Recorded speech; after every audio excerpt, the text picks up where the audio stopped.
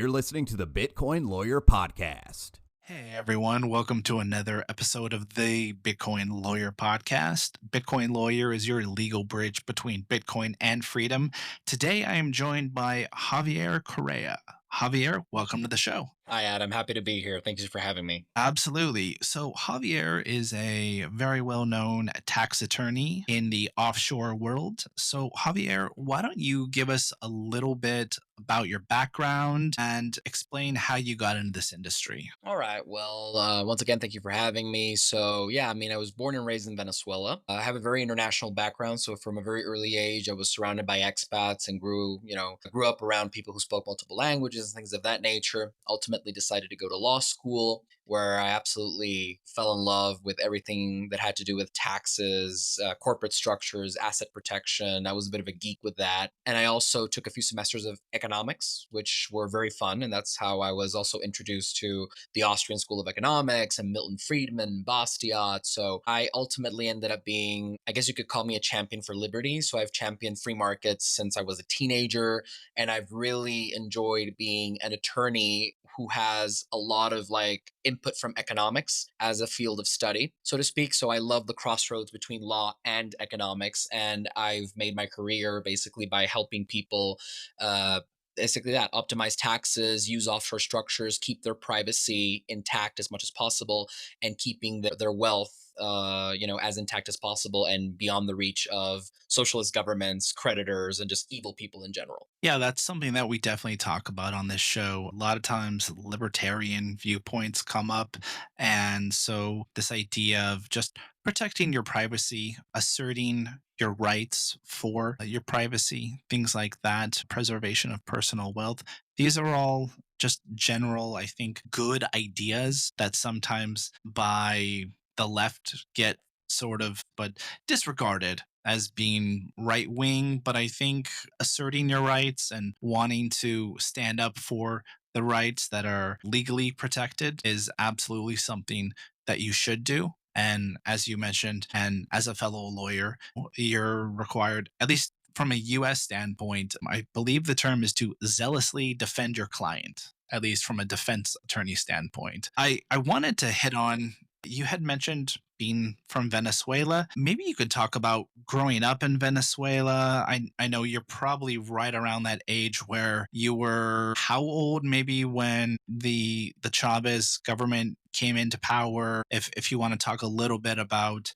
sort of this, I guess, socialist movement in Venezuela and how that was growing up. Yeah, of course. So you're completely right. I think that just to touch briefly upon your earlier point, I think that definitely people on the left tend to disqualify what the champions of liberty, what we'll call our natural rights, right? And I think that people who are in this space and who value crypto and who value individual freedom, and that's definitely my position as a lawyer, is I have rights that come directly by virtue of natural law. Like if you want to call it God or if you want to call it the natural order, whatever you want to call it, but these are rights that are inherently with me as a human being, right? Life, liberty, property, etc. I don't need a government to tell me that. It's fine if you want to put it in a Bill of Rights as a recognition of natural rights, but ultimately these rights come from nature, the gods, etc. It doesn't come from a government bureaucrat, right? So going to your question, I was a child when Chavez came to power. The earliest memory I probably have is, again, being a very small child. And I remember election night, 1998, which was when Chavez was elected for the first time. I was maybe playing with my toys or something. Again, the most vivid memory I have is my mom pouring herself a scotch when she saw the election results. And she told me, things are going to get tough and we need to buckle up and we need to be ready because we're going to have some pretty tough challenges ahead. My mom is, she lived in the States during the Reagan era. She's like a traditional conservative type Republican woman. And she was one of the first ones to basically see the whole Chavez situation and say, wow, this is not ideal moving forward. Right. So what would you say was your first sort of click moment where you're like, this thing that your mom mentioned to you before was now having an impact? I'm maybe thinking when you went to buy candy or something that you do when you're a little kid. Why is it more expensive now? Or something along those lines. Well, To be completely honest, in spite of my young age, I was an only child, and my mom was very much involved in business, and I was always with her. So I was very much aware of many things, even if I was a small child. And I would say that the first thing I noticed was a lot of my friends were moving out of the country. So that was the first thing that I noticed, like, oh my God, my neighbors, my friends, they're suddenly all moving to Miami, or many of them are. So that was like the first time that was like, okay, interesting. And then I remember in 2002, which was obviously just couple of years after Chavez was elected. I remember the coup. So I was slightly older. I remember the gunshots. I remember the instability of the streets. I remember that was pretty impactful. And then the other moment that I clearly remember, which was right after, or not right after, but a couple of months, maybe give it a year after the 2002 coup, I remember my mom picking me up from school and saying, "Hey, we have to go on a trip." And so I went with her. We went to Panama, Miami, some Caribbean islands. And I remember my mom opening up all these offshore bank accounts. And I remember she started moving our money. And I was a kid, but I was understanding. I was listening to everything she was saying. She was like, "I'm moving our money from Venezuela to these other places." And I was like, "Okay, that's cool." And then the day we came back to Venezuela, I remember we are in the car driving from the airport to Caracas proper, and Chavez was on the radio. And he literally announced the day we got back that he was introducing capital controls. And so people couldn't take their money out anymore. They needed government authorization. And I remember having that feeling of saying, okay, I don't clearly understand all the details, but my mom did something and now we're okay. And at the same time, I'm seeing all of my friends, my neighbors suffering because now they're stuck. They can't move their money. The government is telling them how they can spend and how they can use their money. And I retained a degree of freedom because we were able to think ahead. So I think as a small child, those were like the two maybe major events or three major events that I could cite that really impacted me as a kid. Right. So when did hyperinflation kick in? Because if you start to move your money outside, you're just hedging against something that potentially could happen. But when did the next step happen when hyperinflation kicked in? How long after was that? So basically, my first encounter with this was more from the freedom aspect. So things didn't get really, really bad right away, essentially because there was a bit of an oil boom in the 2000s. So the petrodollars kept the revolution going. Mainly during the Chavez years, he was able to more or less keep the economy, I guess, stable ish. But at the same time, he went on a nationalization spree. So my first, let's say, strong impact with socialist policies wasn't really hyperinflation, but it was more asset confiscation. It was, for example, people who didn't say the right things or people who maybe did certain things that the government didn't agree with, they had their bank accounts frozen, their assets confiscated, including the money they had in the banks, etc. I, from a very early age, noticed that when I traveled abroad, I had debit cards and credit cards from countries like the US or Panama, which allowed me to, buy whatever I wanted abroad. Whereas people who didn't had to request special government authorizations and fill out forms just so they could use their own money. So that was the first real impact I had with monetary freedom. Hyperinflation really kicked in more in my teen years, so more with the Maduro presidency, more in the twins when oil prices really plummeted, especially after 2014. And that's where I really saw for the first time, images that in the West most young people would associate with history books, like from Weimar Germany or something. So I remember seeing people burning bills on the street for warmth at night, like homeless people, for example. Or I would remember people turning banknotes into like handbags or art craft in general because the bills were worthless. And to your point, and I was already a young adult at that time, I remember, for example, going to my tailor and getting fitted for a suit or something, and the price of the suit at 8 a.m. would be half of what the price would be at noon. And then the price at 6 p.m. would have been triple what the price was at 8 a.m. in Bolivars because the currency was absolutely worthless. I mean, what were your family members doing? It definitely sounds like your mom read the writing on the wall beforehand, but how did that affect family members? I could only imagine what that's like to watch other family members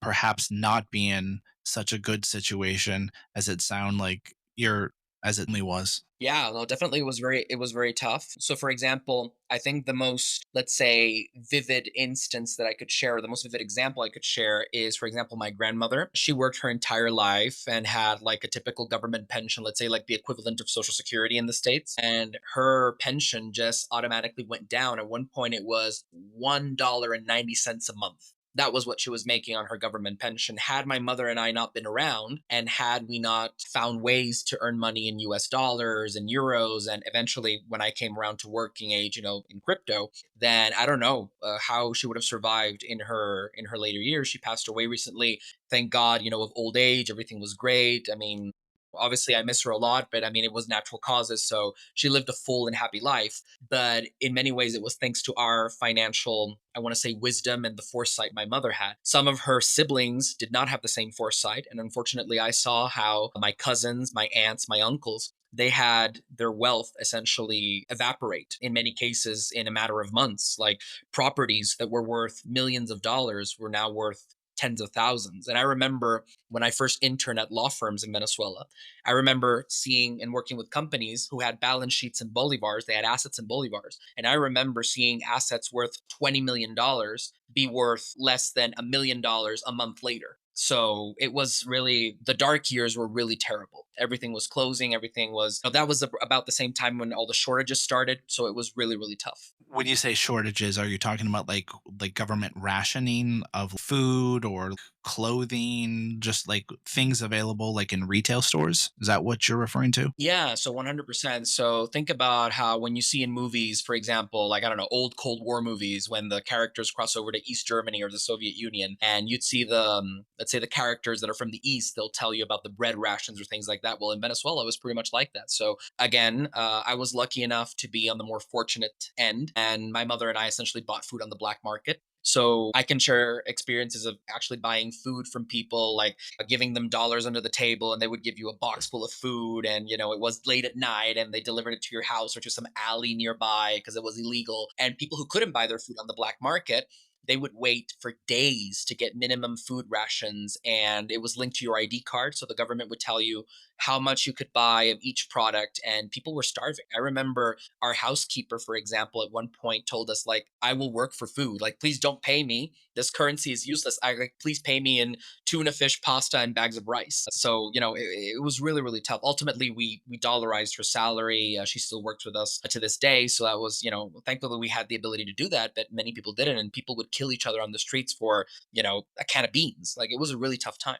My family historically comes from Poland, and I still have cousins that live there. And, even though communism fell in 1990, like I've visited Warsaw multiple times, been to Poland probably over 20 times by now. But, talking to cousins older than myself who grew up during, like, I would say probably they were born like in the 70s. So, a good 20 years of their life were under communism and dealing with rations, that sort of thing. And does socialism work? Do these policies work or don't they work? Where are people looking to move to or looking to leave from? And I think there's definitely a clear answer. So when you're dealing with like currency valuation, are we talking like overnight? You mentioned your tailor, but are we talking inflation or hyperinflation? It just hits you over the head kind of thing, or does it come in waves? I'm just curious how that played out for you. So basically, my experience in Venezuela with hyperinflation was, it started out gradually, little by little.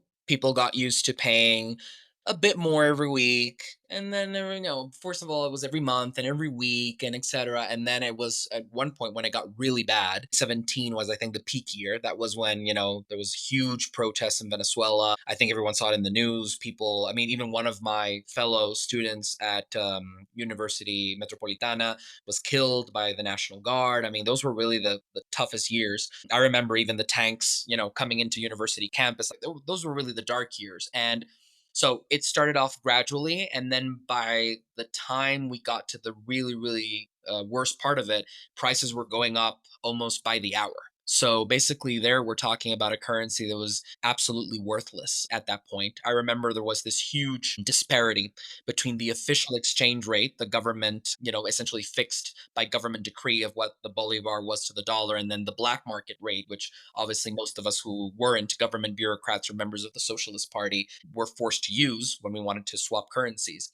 And at one point, and don't quote me on this specifically because I don't remember the exact numbers, but I'm giving you an approximation and I'm not exaggerating. At one point, the official exchange rate for certain industries was 10 bolivars to $1.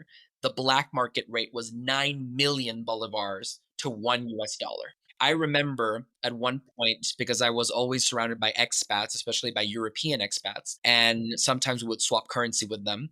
And I remember for a professor of mine who wanted to swap 100 euro. And I remember he gave me a 100 euro banknote, and I had to give him a full suitcase, like, a huge suitcase filled with Bolivar banknotes in order to give him the right, the equivalent in Bolivars of 100 euro. So, I mean, that already shows you, like, from a visual perspective, you can imagine it, how devalued and how worthless the currency was. At some point, do people just start swapping commodities? Because I would think that like that would perhaps have a more direct correlation. Someone's like gets paid and they immediately to avoid hyperinflation, they purchase some sort of durable good. I actually remember Peter McCormack, who's a Bitcoiner.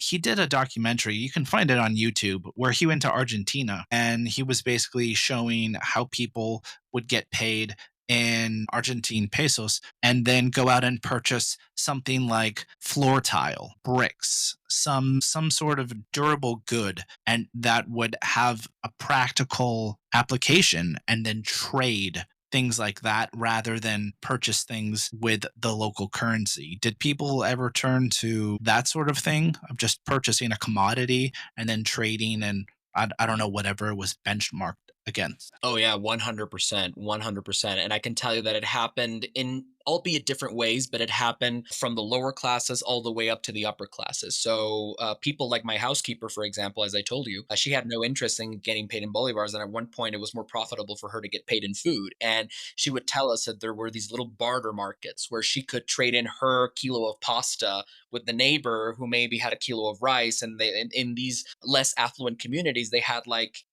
almost spontaneous barter markets, essentially around food and medical supplies. That was what they mainly traded. Now, as you went up, obviously the wealthy, regardless of whatever situation, will always have different techniques. So, for example, in the upper classes, what people would do is that you would get the bolivars and you would immediately look for things like gold, increasingly crypto, which is, I think, something that your listeners might be interested in. So many wealthy Venezuelans were early adopters of crypto because it was an easy way to bypass the capital controls and to get assets out of the country. Obviously, good old US dollars, euros, Swiss francs, which is why in Venezuela, the middle class, upper middle class, and upper class, like, it's very common to have offshore bank accounts. Like, you go to Venezuela, you don't even have to be a millionaire, and the average middle class person will have a US or a Panamanian or some kind of Caribbean bank account because everyone needed a way around the system. I remember up until when the government shut it down, I was maybe in my early teen years when that happened, if I recall correctly. What the very wealthy would do is we would go to the Caracas Stock Exchange, you would buy assets there, like securities, and then you would use international swap contracts to swap those securities for securities on the New York Stock Exchange. And then you would liquidate those assets in the US to get those dollars into your US bank account or your European bank account or wherever it was. And obviously, these techniques worked for a while, but only the very wealthy who had, brokerage accounts, et cetera, and who had the level of sophistication to understand all this could utilize it. And then the government shut that avenue down as well. And that was when really things started getting really, really tough because businesses and people who made the economy go, investors, et cetera, just couldn't get their money out. And that made inflation worse. And like you said, those people would get bolivars and they would buy anything. Like you said, floor Mhm. tiles. I remember people just buying liquor. For example, liquor became a type of Yeah. currency. People would swap whiskey bottles and wine bottles and cigarettes when things got really, really bad. Yeah, I mean, that's the thing that I mean, I've never been to prison, but I mean, that's the thing you hear about. Like people in prison like trade cigarettes or they trade like ramen noodles, things that that are easily obtainable that have currency. I was curious, you mentioned capital controls and not being able to take bolivars out of the country. Were there any issues trying to bring in foreign currencies, that kind of thing? Because I could imagine, like you mentioned, if you swapped out on the Caracas Stock Exchange and then on the New York Stock Exchange, are there any problems or government barriers to actually bring your money into the country so you can actually utilize it? So the way that the swaps worked was private contracts, which was actually one of the reasons why I fell in love with law, because ultimately, and I like to come to this analogy. There's a scene in The Matrix where, Morpheus takes Neo into a training program and there's the woman in the red dress, right? Yeah, And he yeah. tells Neo that they're in the system. And ultimately, they talk about the agents. I mean, and I'm paraphrasing here, but Morpheus tells Neo, agents are strong, they're fast, but ultimately they are in a system that is built on rules. And that's why they will never be as fast or as strong as Neo can be.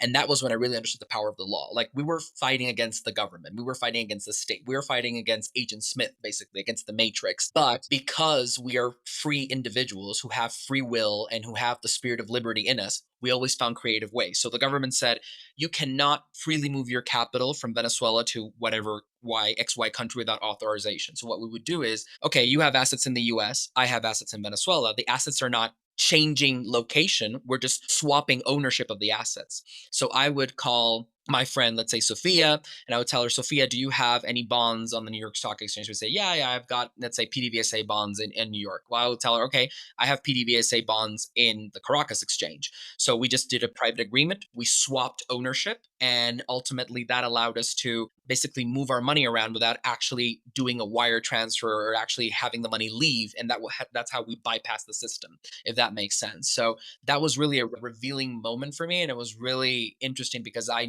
realized the power a creative attorney could yield in a context like the Venezuelan context. And getting to the second part of your question, was there any issue bringing the money in? Well, if you brought in the money directly, like if you were a foreign company, like let's say an oil company, which would have been the most common scenario. Venezuela, as I'm sure you know, has more oil than Saudi Arabia. Unfortunately, that wealth hasn't really been exploited as it should be.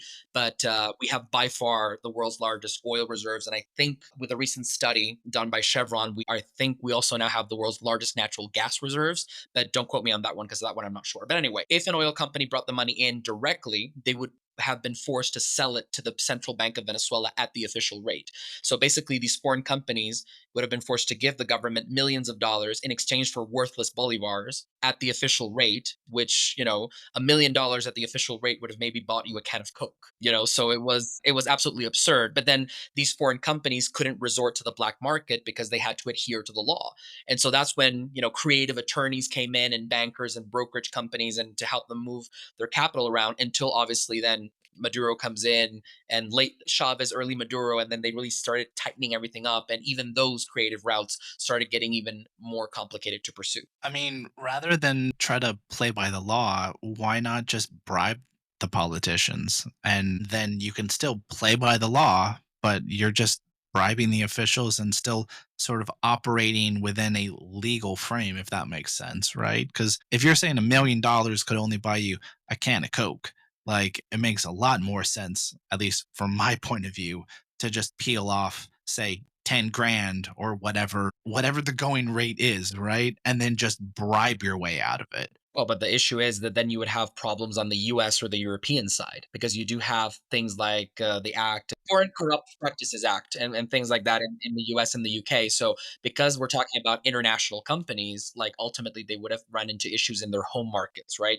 So, that was the issue. And that's why many of them prefer to just leave the Venezuelan market entirely or really wind down their operations to the most minimal expressions. So, that's why today, Venezuela is a shadow of its former self. We lost 80% of our GDP during the dark years, and we were a major jurisdiction for all oil companies. I think Chevron was the last major player, and now they're leaving uh, due to the Trump administration revoking the special OFAC license that allowed them to continue to operate in Venezuela. But so Exxon is gone, Chevron is gone, Total, the French, they've been reduced to a very small representative office. Same thing with Shell, Repsol. So ultimately, you can see companies just ultimately decided it was too expensive, too complicated, and they just left. And that put the economy in a tougher situation. Then on top of that, the sanctions and so forth.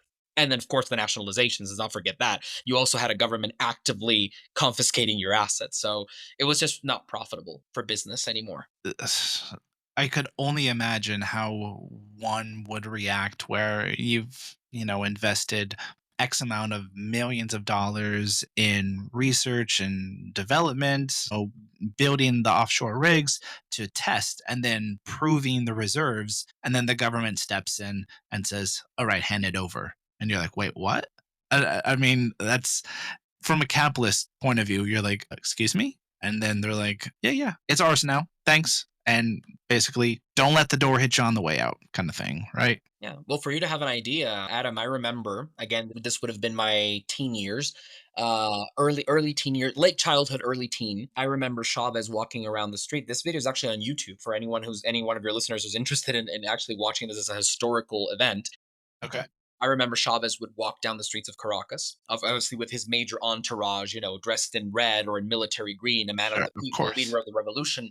Right. And he would, example, look at a building, or he would find a store or a house or something, and he would ask, his assistants, who owns this? And they would tell him, oh, this belongs to this family or to this business or whatever.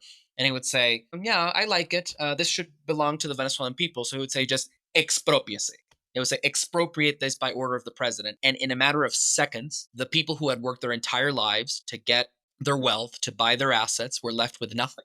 People were absolutely wiped out. The government took their property. In about 90+% of the cases, there was no fair compensation. And so people were ruined overnight. Property was taken away. They took over factories. Homes were taken away at one point, although I will admit they were less aggressive with residential property than they were with commercial. And, many industries were taken over. In fact, the current opposition leader, Maria Corina Machado, I don't want to make this political. I'm just referencing her as a figure within Venezuela. Her family is actually very wealthy, and their companies were nationalized without fair compensation for the Venezuelan government. So they were basically they lost a big portion of their wealth because it was just confiscated by the Venezuelan government. It's one thing, like, for example, in the United States, there's the concept of eminent domain, right? Like, the government is saying, hey, we're going to build a 4-lane highway, and unfortunately, it runs through your properties. In the name of, progress, we're going to give you a fair market, which it never is fair market, but we're going to give you something for it, right? And it's unfortunate when that happens, but the concept of you getting zero, like complete zero, is, I mean, you wonder why people start leaving or why people start protesting. This to me is the most basic lack of property rights. And it only takes a little bit of frustration to set that spark off and have, a large opposition. We don't need to necessarily get into the politics of it, but there's definitely something to be said for the rule of law and upholding the rights of property holders, that sort of thing, and at least offering fair compensation when the concept of eminent domain is applied. Yeah, well, as a libertarian, I would go even further than that. I mean, as a lawyer, I've reached the conclusion. I don't know what your thoughts are on this, but I think property is a human right. And I think we all have the right to private property is inherent to us as human beings. And so, even, for example, the concept of eminent domain in the US, I'm starkly against it. Like, I think property should always be respected no matter what, and you should never be forced to sell your property. And if the community, right, or the government wants to build a highway, then, it's a matter of prices. It's a matter of how much should I offer you for it to be interesting for you to sell me your property. Like, at one point, is it more beneficial for you as a property owner to willingly sell to me so I can make this project as opposed to holding on to your property? And that is, for me, what the market does. The market is perfect in terms of sending signals, incentivizing individuals, and allocating resources, something that no government bureaucrat will ever be able to imitate, right? The Adam Smith's invisible hand is something nobody can control. And while I do obviously prefer US eminent domain laws or Swiss expropriation laws versus Venezuela's situation, in my ideal scenario, expropriation would be just bluntly unconstitutional, illegal, like in my ideal hypothetical state. I think it's a balancing act, to be honest. And I mean, I think there's a wide chasm of difference between saying, hey, we're going to bulldoze your house because it's in the way of this highway, as opposed to you own maybe hundreds or thousands of hectares of land, and hey, we want to put it through your land and we're going to compensate you for that, right? As opposed to maybe a populated area versus a non-populated area. I think there's nuances to this, right? Like, one is, if we're putting it right through a populated housing area, bad idea, horrible optics. If we're putting it through a very sparsely populated rural area and is on someone's ranch, there's a quite a big difference there, I think, about at least the application of eminent domain in those sentences. But I do understand what you're saying. In an ideal world, the government should figure out how to do or how to build the highway without infringing on anyone's rights. Yeah, no, correct. 100%, 100%. So you can imagine how, in all this scenario that we're talking about, crypto became very relevant in Venezuela because of all of this, expropriations, asset confiscation, hyperinflation. I will not go as far as to say that there was mass adoption very quickly, but I think Venezuelan society was much more open to crypto than other countries. And especially there were many early adopters of crypto very early on. And I think that explains why, even nowadays in Venezuela, you go to Caracas, you go to Margarita Island, you have a lot of businesses, I want to say a fair percentage that will accept payments in crypto, and not just Bitcoin, but also Ethereum, stable coins of various types, and also lesser known coins like Dash, because crypto was a way of fighting back.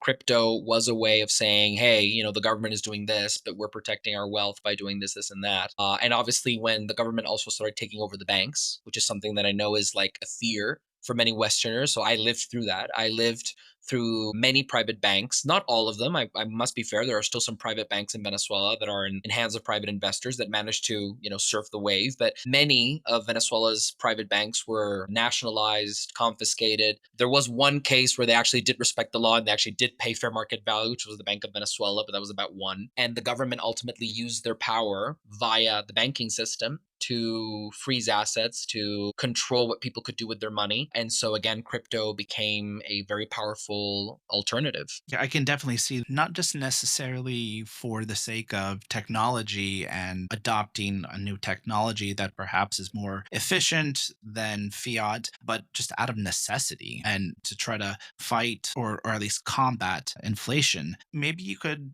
tell the listeners or explain what was your first exposure or first encounter with crypto and how did that come about? Yeah. So basically, I believe I would have been about, what was this? Yeah, I was already an adult at the time, but I was still quite young. So yeah, I think it would have been about 2014, 2015. I was at university at the time, and I was obviously, getting to explore the different clubs and the different, I guess, groups that existed in university. And I got into contact with some guys that were studying economics and business administration, and they essentially built up a Bitcoin club at university. They went on to found a crypto startup, which was called DCA, Distributed Crypto Assets. And I was in law school at the time, and I ultimately ended up working with them on the legal aspects. And that's when I got my first compensation in crypto. And I remember getting paid, it was part Bitcoin, part USTD. And that was my first exposure. And that was when, they started telling me about this world. And I started, meeting people that were hardcore Bitcoiners. And the Bitcoin community really appeared before my eyes. I didn't know they existed in Caracas until that time. And then I started understanding why so many businesses accepted crypto, to the point where, for example, if you go to the bakery down the street from my house in Caracas, takes payments in crypto. The groomer for my dogs takes payments in crypto. My insurance provider takes payments in crypto. So I think that it's really had a long lasting impact, in the sense we're in Venezuela. We're not at mass adoption yet, but I do think that we're closer to it than many other countries that are ironically more economically free, quote unquote. Yeah, like I said, I definitely think it just becomes a necessity. And then when you start seeing how easy it is, when you can just scan a QR code and you get instant notification of a payment, you're like, done. Right. But, anyways, like when someone who doesn't have exposure to either like Bitcoin on Lightning or USDT settlements and they receive instant notification, you scan the QR code, the notification comes up on their phone, payment received, done and done way faster than a debit or credit card transaction, the use case, I think, becomes very apparent. It's sort of like on those individual transactions or like those individual encounters that can lead to eventual larger adoption. I don't think you're going to get mass adoption unless it's a governmental policy, to be honest. But Fair point. I was curious after you said you discovered Bitcoin and you had, received compensation and BTC, USD. How did your family react? I'm just curious, like, did you try to persuade any friends or family to start joining you on this crypto journey? Or What was their perception or reaction when you started to try to evangelize, if you will, to them about it? Well, they were fascinated by it. So my mother just felt extremely curious. She supported it, didn't quite understand it, still doesn't understand it. My mother is a good old fashioned gold bug. So she believes in, gold bars and gold coins. I guess the old fashioned equivalent to Bitcoin. But when I explained to her that Bitcoin was a kind of digital gold, and that essentially it was aiming to achieve the same objectives, and to a large extent it was achieving the same objectives, she really felt fascinated by it, to the point where she did take up a small position in Bitcoin. I would be lying if I told you that she to this day trusts Bitcoin more than gold. I think she's still, she's more of a gold bar kind of gal still to this day. But the fact that she's open to Bitcoin and she respects Bitcoin, I think is already very interesting. My grandmother had a similar reaction. My mother didn't fully understand it. My grandmother understood it even less. But again, she was just happy. I remember my grandmother just asking me, "Does this mean your money is safe? Does this mean that all the hard work you do is protected?" And I said, "Grandmother, yes. That means that I will continue to have my money beyond the reach of the bad people, and I will be continue to have that safe, and I can be, I can have peace of mind." And she said, "Well, then you have my blessing." In a very grandmother type fashion. When you try to explain to people that, Bitcoin is the most immutable computer network in the world and that it's the most secure network in the world as well, they kind of like raise an eyebrow either out of curiosity or disbelief. It can kind of go either way. And then you're like, no, seriously. I had a podcaster on actually last episode. His name is Jimmy Song. He's basically been in Bitcoin since 2013. He's a programmer, author. I'd call him a Bitcoin educator. I think he calls himself that as well. He speaks at a lot of conferences. He was really telling me that when you look at how the protocol has survived this long, there's no other protocol that has gone through so many, or I guess so much scrutiny and has still maintained its resilience. It's never been cracked, never been hacked. The original chain still does exist. There's been forks, other versions of Bitcoin have split off, the most famously Bitcoin Cash in 2017, that hard fork. But the original protocol is still there, still humming along. So I mean, it's obviously doing something right. And the fact that we just had, I'd be doing a disservice if I didn't mention this. So we just had a new all-time high today of over 110,000 US. And at least where I'm recording this from, it is Bitcoin Pizza Day. Are you familiar with Bitcoin Pizza Day? No, no, I do not Okay. know. Okay. So let me tell the listeners, some people who are really into Bitcoin will know this story. Okay. There is a famous story in 2010. It happened on May 22nd, 2010. There's a Bitcoin forum. It's called bitcointalk.org. It's basically where a lot of people started just on message boards talking about Bitcoin, right? So on this day back in 2010, this computer programmer, his name was Laszlo. I just remember that because it's a very Hungarian name. That's the Domino's pizza guy, right? No, it was not Domino's. It was Papa John's.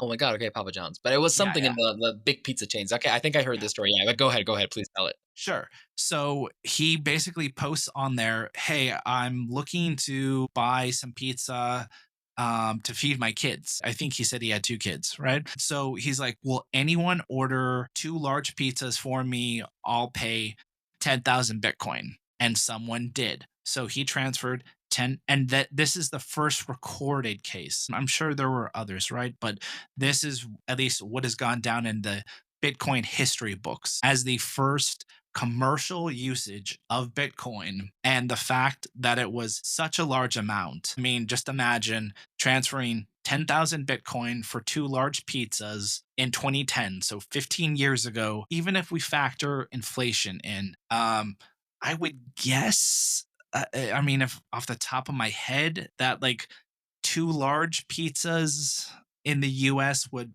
probably go for $25, something like that. I mean, ballpark, maybe in 2010, let's call it $20, right? So $20 of pizza, $25 for 10,000 Bitcoin.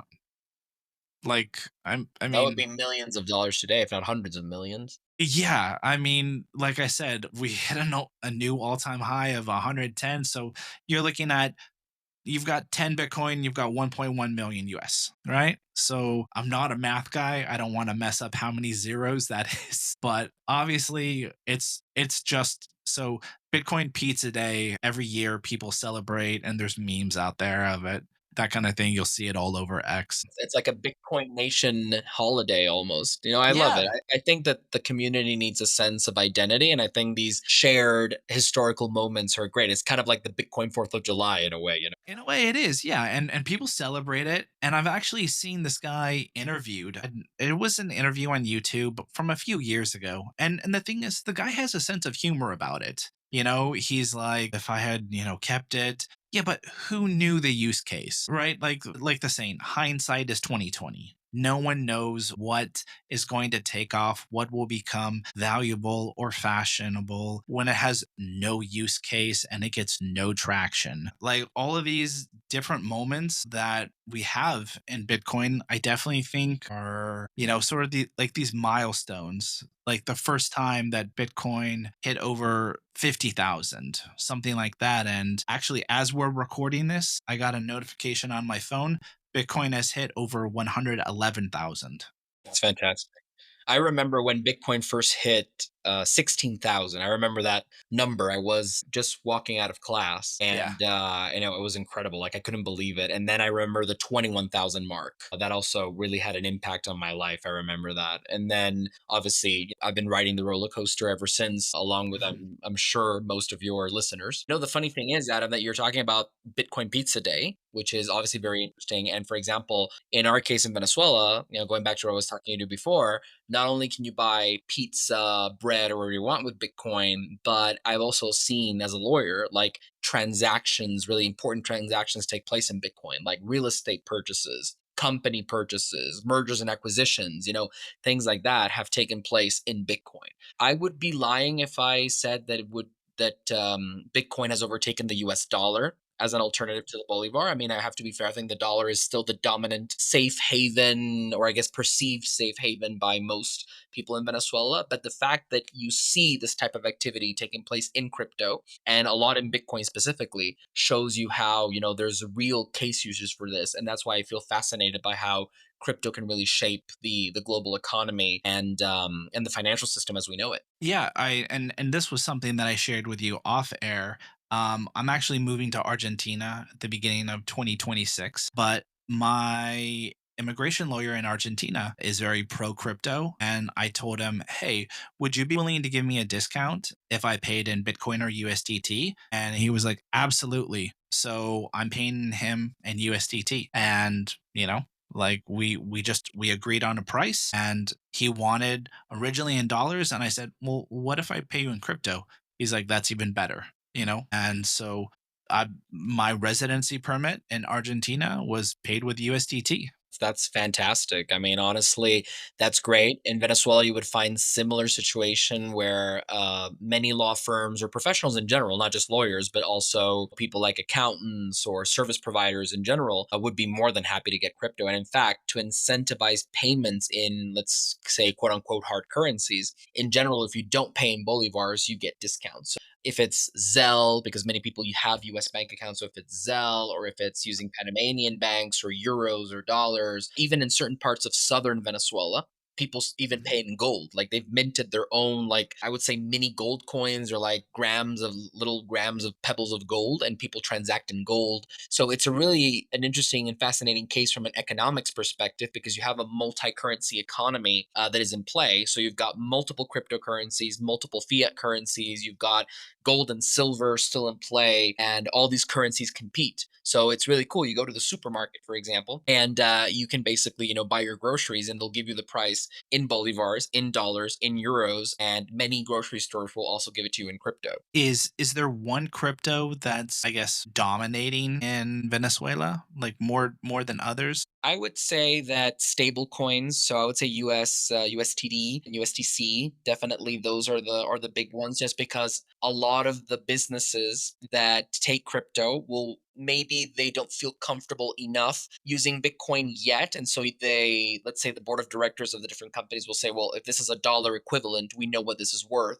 And there's also the issue of the unit of account. So I think, when you have a currency, you're looking for obviously store of value, you're looking for a medium of exchange, and you're looking for a unit of account. That's how a currency is defined, right? So I think Bitcoin does a great job for the first two, but for the third element, it's still a bit tricky. So if you wanted to price a loaf of bread or a hamburger in Bitcoin, it would be difficult. And obviously, most people still think in terms of US dollars. So you will always be charging the dollar equivalent in Bitcoin, which is kind of tricky. So that's why, in many cases, I would say the easiest thing to do is just use stable coins because it's a perfect dollar equivalent. But especially for larger transactions, I think Bitcoin is still very prevalent. And just to give you an example that is close to heart, for example, my aunt works for the private sector for the private energy sector in Venezuela, the small one that still exists. She gets compensation in USTD and bonuses in BTC. So it's very common, a lot more common than your average person in other jurisdictions.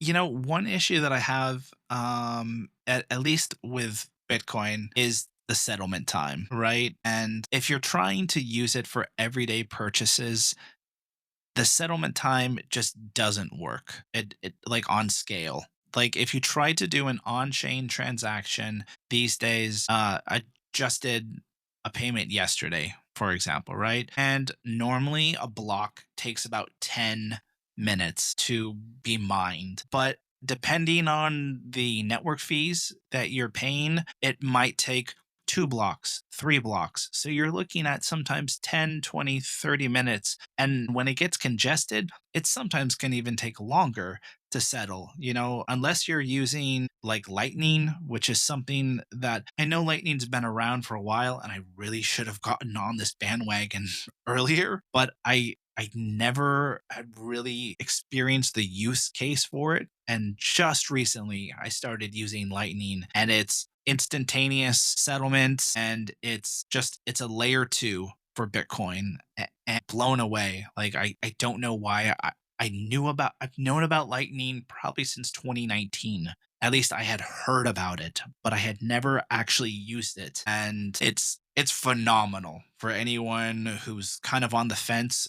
Go get There's tons of different Lightning wallets. I can't recommend one over the other. Personally, I use the Blink wallet, which is the wallet that was developed by the guys who created El Zonte, Bitcoin Beach in El Salvador. That's just the one that I use. And for everyday payments that you can make over the Lightning network, it's fantastic. But Javier, to piggyback on your point, yeah, I mean, when there's a use case in stablecoin, it makes a lot more sense on a larger purchase, that sort of thing, because you are going to denominate it in fiat. That's just how people are raised. That's how we think. That's how worldwide commerce is denominated, right? Like people don't think about how much Bitcoin does this cost, because prices changes every day. I mean, yesterday, I'll tell you, I looked in the afternoon. It was about 4 p.m. here, and it was down to 106. So I mean, like going from like a $5,000 fluctuation in the last, what are we at? Like 15 hours, right? I Yeah. mean, I mean, because I think most people still view Bitcoin as an asset as opposed to an alternative currency. So people want to buy Bitcoin and hold it, similar to gold, but they don't see a typical use case to use it in everyday life to go and buy their groceries or go to buy things at the pharmacy. Now, I did want to share with you, Adam, something that I think is interesting for your listeners, which is, I lived through the great blackout of 2019 in Venezuela, where power went out for more than a week. Like the lights went out, we didn't know when they were coming back on, and really saw the crypto community pretty shaken at that point. And I think that's the only moment that I can think of where the horrors of good old fashioned cash were like having their glory moment. Because imagine an entire country without electricity for, let's round it up to about 2 weeks, all in all, total collapse. People were trying to flee in the air at the airport. I remember, I mean, it was crazy. I flew out to Madrid because I had a prior engagement, a conference I had to go to. And so my flight was one of the ones that managed to get out, but it was complete chaos. The airport systems weren't working, everything was manual, etc. And at that time, people who didn't have cash just couldn't buy things. Now I do remember, and you're more of the crypto expert in terms of the tech side. I do remember some larger transactions still being conducted by exchanging hard wallets, and so like crypto and cold storage. But obviously, the auditing mechanisms to ensure that those devices actually, had the amount of crypto that they claimed to have was more delicate. So I know I would really love to see creative solutions to this. Obviously, people who have power generators and whatnot have managed to get around this, and satellite internet like Starlink's type. But obviously, that was a very apocalyptic moment where I kind of felt like, hey, it was more useful to have dollar bills at that time than it was to have Bitcoin. But I think that's a very like specific and very rare thing. I mean, unless we have like a Walking Dead level event around the world, I don't think massive power outages would occur. But I still wanted to share that because, it's one of those crazy things that only people like me have lived through. When you said that, that was actually the first thing that came to my mind. I was like, okay, one, in that situation, you need to have cash and you need to have a generator. But on the flip side, at least there's not an issue of like diesel fuel availability. I assume, right? So generators aren't running out, or ideally they're not in a situation like that. I mean, sort of supply and logistics can play in, and whether or not how good the government manages that, that's another issue.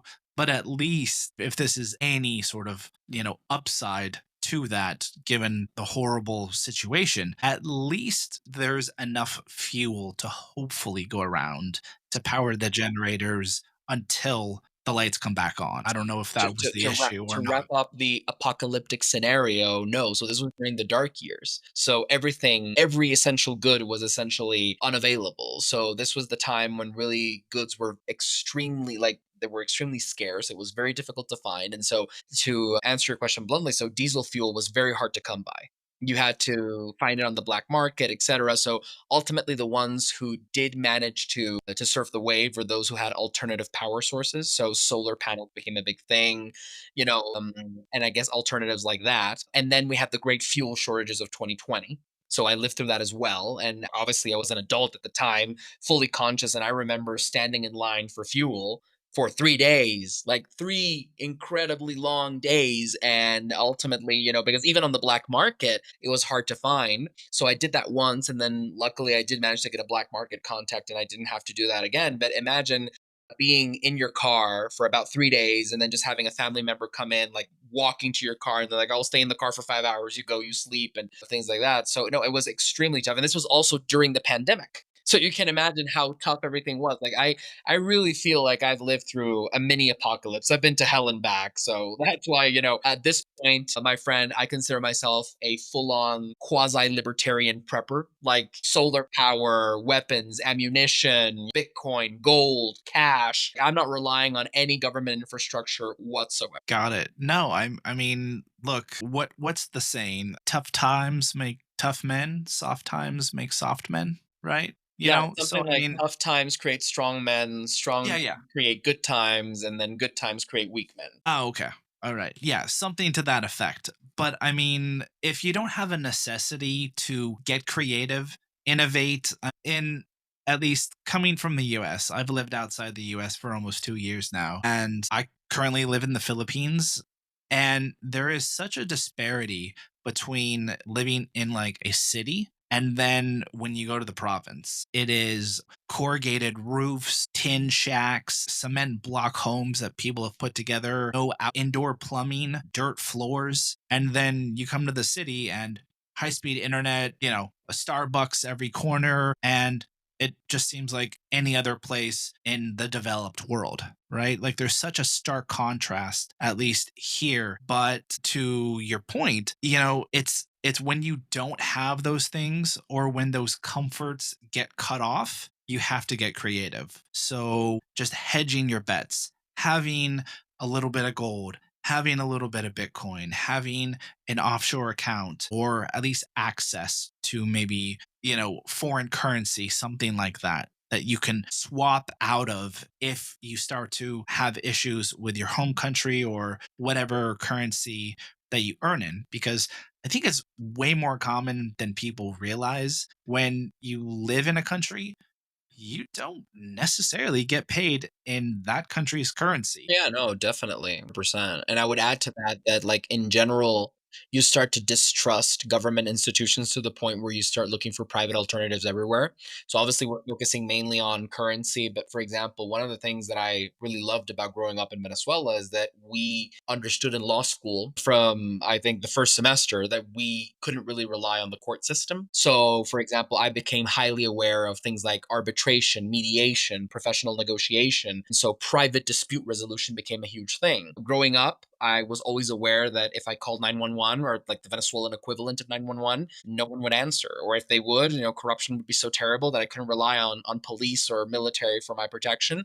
And so ultimately, I opted for private security solutions. And so you pay a subscription to a private security company and you have like your own little private police force. I was very big into community organization. So at university, we organized communities. And so, for example, during the blackout, we used shortwave radios to communicate. We made sure that we were in cells. And so we made groups of dozens of people. My group was slightly larger, was like 35 people. We had lawyers, doctors, people who could help in many different ways. So we, in many ways, became self sufficient because we realized we could not rely on government. So it goes far beyond just adopting Bitcoin, which I think is a huge step, that it also comes with the mindset of realizing, hey, do we actually need the government for all these things? And it turns out that, listen, I'm more of a minarchist, so I am a big fan of Murray Rothbard, and I do believe in, like, anarcho-capitalism might be the ideal situation. I'm a big Javier Milei fan, but I would say that in today's world, I would acknowledge that a government would be needed for things like maybe diplomacy. I would think national defense would be interesting to have that coordinated by a national government. But ultimately, I think that my personal view, having grown up in Venezuela, is that there are so many things that we take for granted that the government has to manage that believe I've seen living proof that things can be privatized. Again, things like dispute resolution and things like security. I've seen how private initiative, both in terms of for profit companies substituting the government and community led initiatives, can effectively privatize these services and can significantly reduce, if not altogether eliminate, our dependence on government. Yeah, absolutely. It's funny you mentioned private security. I remember the first time I went to Panama, I was studying Spanish. This was summer of 2007. And I went to Florida State for my undergraduate studies. And Florida State actually has a campus in Panama City. And I was living in Albrook, which is, for those of you who don't know, it's a former, I think it was Army or Air Force base that used to be there. And it's the housing area, right? But I remember walking around one of the areas, and I kind of went down this one street, and every house had like a little guard shack outside with a big gate and like a person like standing outside. And I was a little confused as to why. Like, I mean, these houses, huge gates. Like, there's no way you're getting in like by just kind of like running up on the fence. I mean, we're talking probably 4 meters, 12 feet high, something like that, right? So, like, I asked one of my Panamanian friends, I was like, "Hey, what's the deal?" And he's like, "That particular area is quite wealthy, and everyone has private security, 24/7." And I was like, "Oh, okay." That's just, at least coming from the United States, that's something that you never see. And I assume there's areas of Caracas that have the same thing. But that was kind of my first exposure to private security and that concept of, wow, okay, I guess. If you ever want to come on the adventure of going to Venezuela, and you're most welcome to come to my apartment and check it out, and I can show you around. I live in a gated compound, so essentially we all came together and we pay for private security at the gate, so armed guard. We have water tanks with several hundreds of thousands of liters in total of clean water, so we don't have to rely on government water distribution. We also have alternative power sources, and we also have, I want want to say like a quasi neighborhood watch type scenario where we all share information. And if there's ever like some kind of event or something, we take shifts in addition to the private guards we've hired to make sure that our community remains completely safe. And my community is, I would say, pretty standard for upper middle class to, more affluent areas in Caracas. And then you even have some people who have taken it even further. So I have some friends who belong to some very wealthy families, and they've purchased land together with other wealthy families, and they have their own farms. Right, to make the some kind of self-sustaining like food production. I will say those are the more extreme preppers. That's not as common, but the fact that it exists and that I know people that actually have that kind of mindset already shows how far our let's say our disillusion of relying on government services has taken us. Yeah, there's definitely something to be said, and maybe just not even from like a prepper standpoint. I mean, like that is one take, but I think as we all learned from COVID, right? Living under or living in a jurisdiction where the government can tell you stay indoors, you can't go outside. I remember hearing from a friend who lived in Panama saying that on certain days that you could go to the grocery store. It wasn't every day. I actually was in Mexico for part of the pandemic. And I mean, Mexico was quite open. I mean, there was no issue. They would basically just scan what do you call it? I'm blanking on the word. Like just take your temperature with a little gun, Oh, you know, like a thermometer. no, no, no, not a thermometer. Basically, just a little temperature gun. Like they'd shoot a laser at your forehead, and it would just read so there's no contact, right? Like they're actually not touching you. They're just basically shooting this little laser thing at your forehead, and it tells them the temperature. And as long as you're wearing a mask, you can go in the grocery store. You keep your 6 feet, your 2 meters, no problem, right? But places like in California, where my parents live, it was if you're walking your dog outside in the park, you would sometimes have people yell at you to put a mask on. And Oh, that was terrible. like there's literally like no one within, let's say, li- 20 feet, so like 7 meters of a radius of you. Absolute just ridiculous people. Oh, those are socialists, man. I mean, those are the people who want to tell you how to dictate how you can run your life. I mean, my opinion is as long as you adhere to the non aggression principle, meaning that you're not causing any harm to anyone, whether in terms of, financial harm or physical harm or psychological harm, etc., you should be good to go. And for example, from a legal standpoint, my position has always been that criminal law should really be very limited, and we should aim to try to resolve everything as much as we can through torts, because ultimately torts and the actual, let's say, when you have a civil lawsuit, that's when you're really compensating the quote unquote victim, if there is a victim, because you're actually compensating them for any financial or personal loss that they may have had because of you, as opposed to a government that just wants to criminalize certain behavior.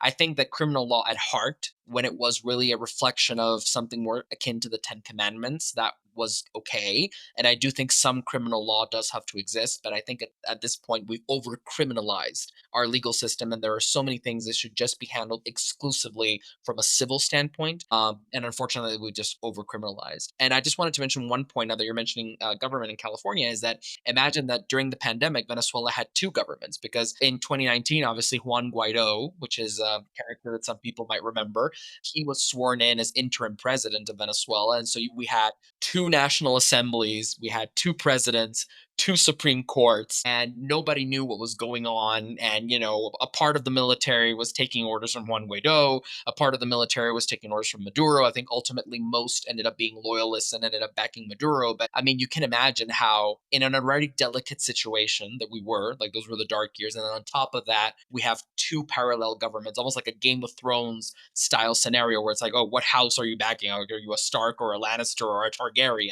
And we were like, okay, so the only solution we have is, you know what? Nobody pays attention to the government.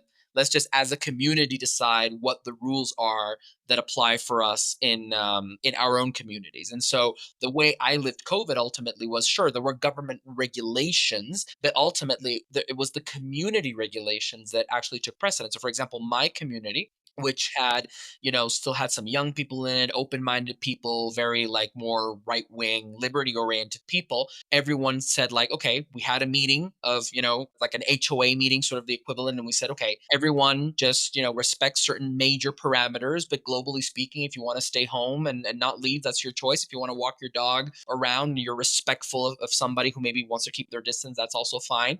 And so my gated community was pretty open. Whereas I have other friends who told me, no, in our HOA, we decided to impose strict, California style restriction. And from my point of view, that's great because ultimately you have community led initiatives where private individuals are getting together. And as long as there is voluntary agreement, that's fine. But the beauty of it is, friends of mine who told me, like, hey, in my mother's house, for example, the parents were divorced, they're much stricter, so I'm moving and I'm staying with my dad for a couple of months. And in my dad's, a homeowners association, they're much more liberty oriented, so people could choose whether they wanted something stricter or something more free. And I think ultimately that's what it's about, is you can live whatever life you want as long as nobody's coercing you into that, and you have the freedom to choose the way you want to live.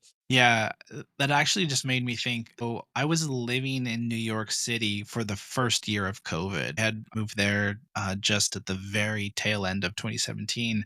And so when COVID hit, basically it was like people formed friendship bubbles. Basically, it was like however many people were in the bubble, if we didn't know you, you weren't allowed in the bubble. That's kind of how it was. So it was basically just we would still go to other people's houses. There were no lockdowns in New York, at least. If someone was like a friend of a friend and wanted to do something socially, it was kind of just like group consensus. Do we know this person? Do we know if they've been exposed? Because no one wanted to get COVID. And our basic thought was like some of us had already had it and recovered from it, that sort of thing. But other people didn't want to get infected. And so it was basically group majority vote.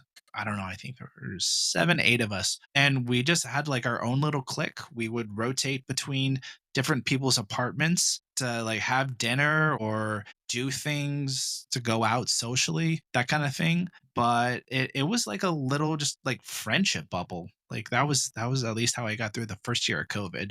So it was very much just a much smaller scale of like a community led initiative that you mentioned. Definitely. No, but I think it's great because what we're seeing is when individuals are free to make their own choices, then ultimately, there's more diversity. And I think this is even more powerful than democracy, right? Because democracy is majority rule. As liberty, right? Or I would say a minarchist state or a quasi anarcho capitalist type approach is, you don't have to lobby the majority of your voting district to get the policies you want. You can just vote with your feet, vote with your dollars, and just basically adhere to the group where you feel comfortable. And that's the beauty of the free market.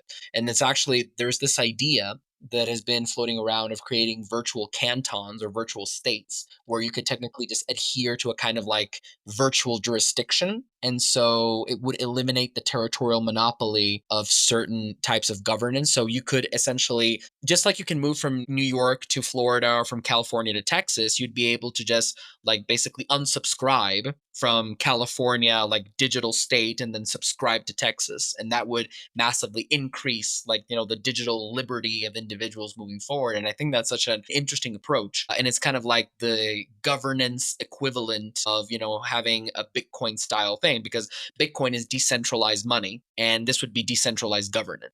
So I think this is a fascinating experiment. I know many libertarians are excited about it. Javier Milei has mentioned it. I do think that, as you said, Adam, I mean, nation states are quite old at this point, and I don't see, nation states evaporating or anything, but just as food for thought, it's just fascinating. Yeah, that actually makes me think of I'm not sure if you're familiar with the closed community Prospera in Roatan, Honduras. Yeah, like the private city. Yeah, exactly. They are basically a private community. I was actually talking the other day. about this. They basically, under the previous administration, received permission to essentially build like their own city, their own bylaws. Like they're still bound by the national laws of Honduras and the local laws of Roatan, which is an island in the Caribbean off the coast of Honduras, for those who don't know. But they've essentially created this private city and it's closed. If you want to move in, you can't just purchase property. You have to go through an application to get in. But they have their own schools, their own water, their own power. Bitcoin education is one of their big things. Are you familiar with the Yes Theory? They're a YouTube channel. The yes theory. No, I'm not No, aware. they're just called Yes Theory. It's Okay. okay. It's a YouTube channel, and basically, it's these guys. They're from all different places. I think one guy's from France, another guy is from Egypt, another guy's from Sweden, I believe.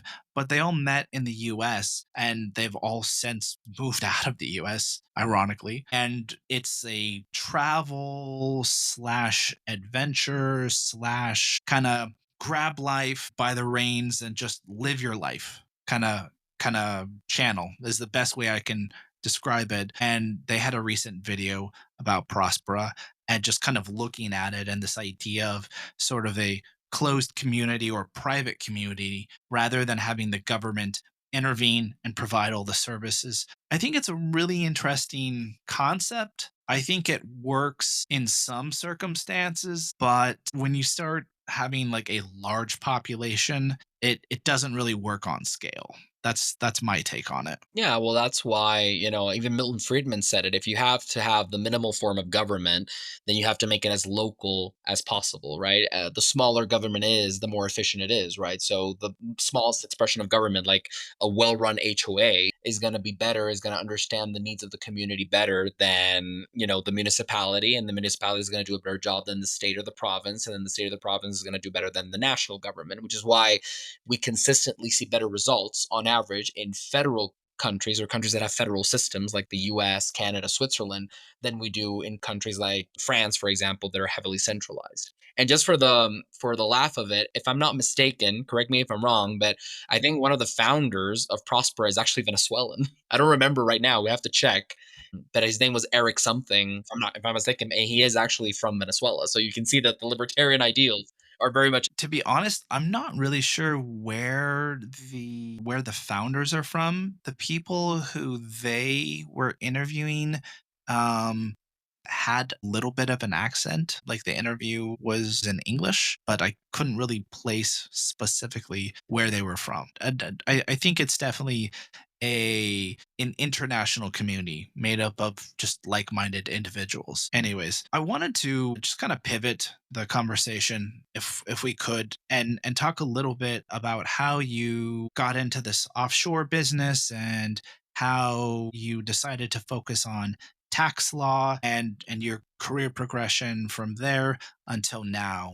I didn't know if you could maybe speak a little bit about that journey. Oh, yeah, of course, certainly. So, I mean, first of all, again, I grew up in a very like freedom oriented environment. And for me, freedom was something that obviously I had an inherent right to, but it's also something I had to fight for. So I always saw society as a game and I wanted to understand the rules. And I was always fascinated by films like, The Matrix and the Terminator and understanding how these like systems of control, if you will, work and how, to survive. And I always view the law as a weapon. And that's how I first got interested in the law. Now, the offshore element was mainly because I saw how institutions in Venezuela were failing. And so my first initial approach was, okay, so if this is failing here, maybe, elsewhere we're going to find better quality. So that led me to open my first offshore bank account at age 18. So I turned 18 in April, and by May, I already was opening my first offshore bank account, which was in the States.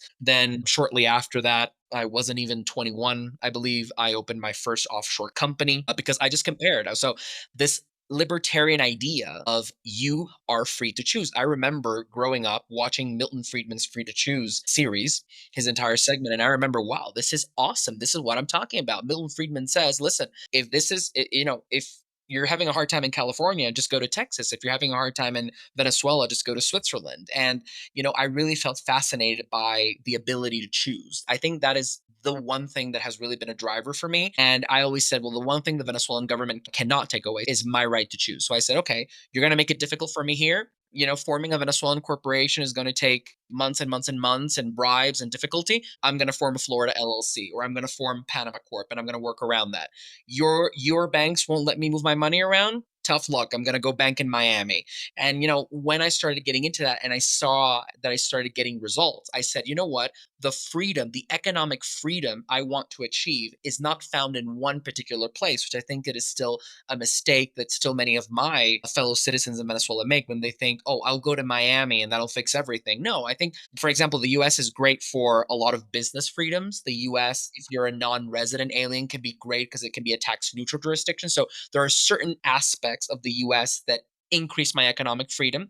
But ultimately, as you pointed out, I'm changing my tax residence to Panama because it is more advantageous than the US. And then for certain things, I'll use Switzerland. And for certain things, I'll want to use Luxembourg and Uruguay and so forth. Because by combining these different jurisdictions and understanding their legal system, the end result of the equation is I'm living a life that is as close to ultimate freedom as basically possible. And that's how I became fascinated by offshore tax planning, offshore asset protection, because ultimately, by combining different jurisdictions around the world and leveraging the power of choice, I obtained the closest thing I believe humanly possible to true individual freedom. Yeah, and what you're talking about is really just arbitrage, right? Or geo arbitrage. I mean, maybe politics play into that a little bit depending on if you move out of your country for other reasons, but you're basically just geo arbitraging your life. This idea of, at least from an American standpoint, the typical model in the US was you, at least historically, you work for the same company for 30 years, you get a gold watch at your retirement ceremony, and then you die 6 months later because you basically just worked to live. Right. And this idea of being bound by where you're born, where your passport is from, I just don't think really applies these days, especially with the invention of the internet, Bitcoin, and being able to digitize so many different commodities or aspects of our lives, right? Like you don't have to stay in a country that you're not happy with. I mean, if you prefer the dating scene in one country, we'll go there. Or if you find that the business industry that you're in, I don't know, maybe you're in construction and you really see like an emerging market as the place to go and you think that's going to be the next hotspot, move there, start a construction company, that kind of thing. Yeah, I would even take it further. I was going to say that your example is great, and I would even take it further because I think that the fact that you use the sentence, if this place is better for that, go there. I think that that was the way I started thinking about this approach. And then I noticed that, listen, where I go physically doesn't have to be the same place where my bank goes, doesn't have to be the same place where my company goes. So that's where you ultimately start getting a result where you're like, okay, you're a tax resident of country A, but you're banking in B, C, and D, and then you have a contract that says that your governing law is, country F, and the forum where the dispute will be resolved is in country Y. And so ultimately, what I've done is replicate in a form of geographical arbitrage, like you said. I've replicated a bit of that digital canton model because I've leveraged the power of the law to do that. For example, I've just recently decided to move to Panama for professional and personal reasons to, develop my career more, etc. But I've been able to still be very successful while staying in Venezuela, which is something that many people find inherently contradicting. But the fact is, I like Venezuela because I like the girls, I like the lifestyle, I love the weather. Up until recently, my grandmother was still there. She passed away in her late 90s, almost 100 years old. My great aunt just turned 100 a couple of days ago. So, strong family ties, etc. I have strong ties to my alma mater, so forth. You get the picture. But I said the fact that I like the lifestyle doesn't mean that my entire professional career and my financial life has to be tied to Venezuela. So I ended up having the best of both worlds where I'm basically in Miami for, professional aspects of my life where, I'm getting my US license, I have access to US banking, I have US entities, I have another foot in Panama. Switzerland has played a major role in my life as well. But at the same time, I've still been able to remain in Venezuela. And so, that's what I mean by, ultimately, right now, what we're seeing is location independence has now become possible, where you can create, I guess, your own digital paradise by combining different elements. And just because, for example, if country A is the best for banking,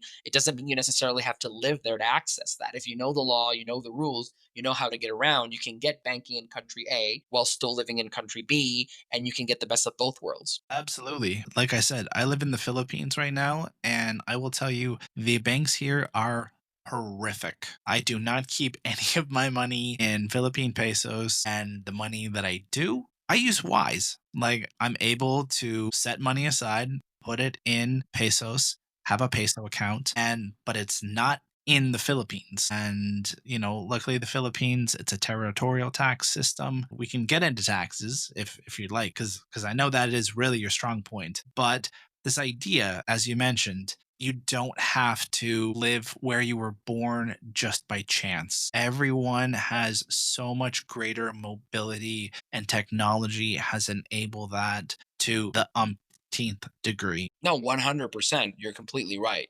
Technology is one of the largest freedom drivers of our time. Ironically, it's a bit paradoxical that technology has also taken away so many freedoms, with mass surveillance and so much loss of privacy that I guess, it's a bit like what Uncle Ben told Spider-Man, right? Like with great power comes great responsibility. And the issue is governments have amassed great power, but ultimately, I would say in the vast majority of cases, the overwhelming majority of cases, they have behaved very irresponsibly. So I think that as part of the Bitcoin community, as part of the community for liberty, we have the responsibility, each one of us individually, to use technology, to harness technology, and to act responsibly and use it for the greater good, which is ultimately individual freedom. And with regards to taxation, you were mentioning that. I think a major driver for me has been that I've always viewed taxation as theft. So, I always, grew up in an environment where, I was taught that the fruits of my labor were mine. And so I never understood why, if I'm the one working, like I'm the one who spent years in law school, I'm the one who learned five languages so I could learn different legal system, I'm the one who is above average creative doing this or that. Why is the government coming in and saying, in the case of Venezuela, for most people making their income locally, listen, 34% of that is mine? Like, what did the government do to become my silent partner? And in many Right. cases, almost like the general partner, and I'm the limited partner in the partnership because they're the one calling most of the shots. And so, what that drove me to really realize was, you know what, this is theft, this is immoral.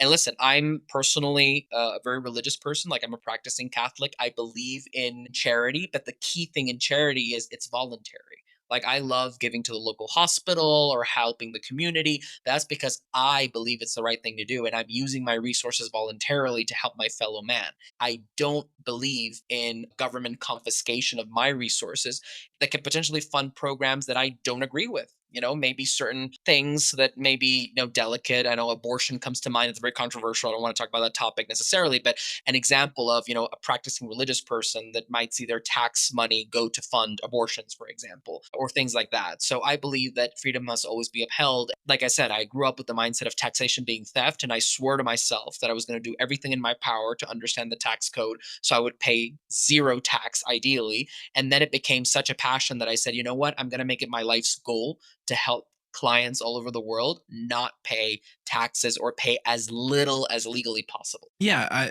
there's a lot of meat on that bone. It's funny when you mentioned what Uncle Ben said to Spider-Man. It actually, I was thinking of the double Spider-Man meme before when you were talking about Guaido and Maduro when there were like sort of dual presidents. It just reminded me of the Spider-Man meme of like both of them looking at each other. Just yeah. Anyways. No, Just something that came. I can see why. Makes sense. Yeah, yeah. But absolutely. There's no reason to sort of just accept the hand that you're dealt these days and just sort of take it laying down. Like if you're not happy, there's so many opportunities abroad. I did just want to talk a little bit about taxation and how that applies to Bitcoin and the overall crypto ecosystem if we can. What are some of, and we don't need to get into like specific strategies, but like any of the clients that you've had that come to you and are like, hey Javier, I'd like to save some money on my crypto. I got Bitcoin back in 15.